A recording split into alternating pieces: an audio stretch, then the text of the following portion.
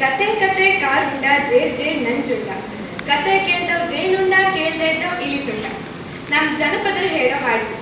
ಕತೆ ಕೇಳೋದು ಅಂದ್ರೆ ಬದುಕಿನ ವಿವೇಕದ ಜೇನು ಸವಿದಂತೆ, ಅದನ್ನ ಸವಿಯಲು ಸಾಧ್ಯವಾಗದವರು ಮೂರ್ಖರಂತೆ ಎಂಬ ಈ ಗಾದೆ ಹಾಡು ಸಾರುತ್ತವೆ. ಕತೆಗಳ ಬಗ್ಗೆ ಎಷ್ಟೆಲ್ಲ ಕವಿತೆಗಳಿವೆ, ಒಗಟುಗಳಿವೆ. ನಾವೀಗ ನಿಮಗೆ ನಮ್ಮ ಬದುಕು, ನಮ್ಮ ಪರಿಸರವನ್ನು ನಮಗೆ ಅರ್ಥೈಸುವ ಕೆಲವು ಕತೆಗಳನ್ನ ಹೇಳಲಿದ್ದೇವೆ.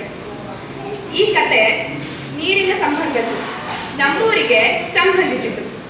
ಇದು ಹಳೆಯ ಕತೆ. ಹೊಸ ಕಾಲದ ಅಗತ್ಯಕ್ಕೆ ಇದು ಹೊಸ ರೂಪ ತಾಳಿದೆ. ಮಾತಾಡಬೇಡಿ ಅನ್ನೋ ಮಾತನ್ನ ನಾವು ಕೇಳಿದ್ದೇವೆ, ಆದ್ರೆ ಈ ಕತೆ ಮಾತಾಡಿ ಕೇಸ್ ಆಗುತ್ತೆ. ಹಾಗಿದ್ರೆ ಈ ಕತೆ ಹೇಗಿರುತ್ತೆ ನೋಡೋಣ ಬನ್ನಿ.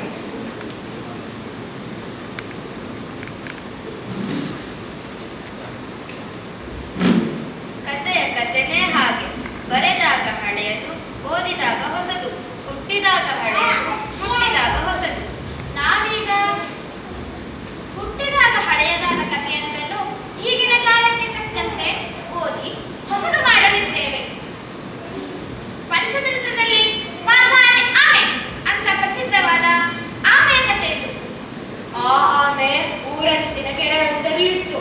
ಅದರ ಆಪ್ತ ಸ್ನೇಹಿತರಾದ ಜೋಡಿ ಕೊಕ್ಕರೆಗಳು ಅಲ್ಲಿದ್ದವು. ಮೀನು, ಕಪ್ಪೆ, ಏಡಿ ಹೀಗೆ ತರಾವರಿ ಜೀವಜಂತುಗಳಿಂದ ಸಮೃದ್ಧವಾಗಿದ್ದ ಆಮೆ ನಿಧಾನವಾಗಿ ತಿಪ್ಪೆಗುಂಡೆಯಾಗಿ ಬದಲಾಗಿ ಹೋಯಿತು. ಊರ ಜನರ ಕಸ, ಮುಸರೆ, ಸ್ನಾನ, ಕೊಡೆ ಎಲ್ಲವೂ ಕೆರೆಗೆ ಸೇರಿ